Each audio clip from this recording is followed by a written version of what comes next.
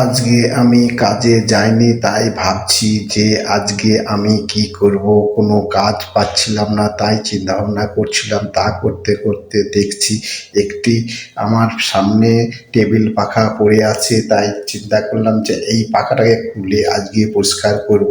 তাই ভাবলাম, তা খোলার কিছু যন্ত্র ছিল না আমার কাছে কমিক বাসলি দিয়েই আমি এই পাখাটাকে খুললাম। খুলে পরিষ্কার করতে শুরু করলাম। পরিষ্কার করতে শুরু করার পর দেখছি নানা রকম নোংরা হয়ে আছে, তাই সেইগুলো আমি ধুলো থালা পরিষ্কার করছি। পাখাটাকে নিয়েই পড়ে আছে আজকে, কিন্তু আমি ভদ্র করে তুলব, মানুষের মতন জীবন ফিরিয়ে দেবো। তাই হচ্ছে আমার আজকের কাজ।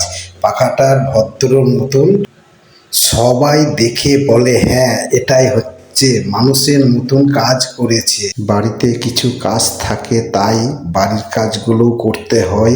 সময় নালে কাটে না, এখানে ওখানে আড্ডা না মেরে বাড়ির কাজগুলো করতে হয়। কিন্তু এটাও তো একটা কাজ। অপরিষ্কার থাকা মানেই তো একটা বিচ্ছিরি ব্যাপার।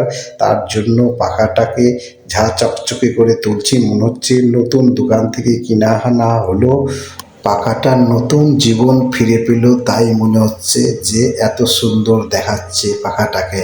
পাখা কাউরির বাড়িতে যদি পড়ে থাকে, আপনারাও এরকম পরিষ্কার করতে শুরু করুন। দেখুন, নতুন জীবন পাখা ফিরে পাবে, আবার বহু দিন লাস্টিং করবে এই পাখা। কিন্তু আপনারা অত গ্রাহ্য করে এইরকম পাখায় অযত্নই নষ্ট হয়ে যায়, তাই আপনারা গ্রাহ্য করেন না। এরকম পরিষ্কার পরিচ্ছন্ন রাখুন। দেখুন, একটা পাখা বহু দিন চলবে, থাকবে, রাখবে। কিন্তু আপনারা এই পাখার অযত্নের জন্য আপনাদের পাখা আবার নতুন করে কিনতে হয়। কিন্তু একটা পাখা কিনলে বহুত দিন লাস্টিং করে। আবার আপনার গরমকালের প্রয়োজন আছে এই পাখায়, তার জন্য আপনি পরিষ্কার পরিচ্ছন্ন রাখুন। এই ধরনের পাখা বাড়িতে থাকলে আপনারা দেখবেন একে বহু উপকারে দেবে। এইরকম পাখা এই বছর যা গরম পড়েছিল, এরকম পাখার প্রয়োজন ছিল। তার জন্য আমাদের বহু আরাম পেয়েছি এই পাখার জন্য। তাই আমি চিন্তা ভাবনা করলাম যে এই পাখাটাকে পরিষ্কার করলে আবার সামনের বছর যেন আমাকে আবার ঠান্ডা রাখতে পারে। তাই আমি পাখাটাকে পরিষ্কার করে তুললাম, ঝা চক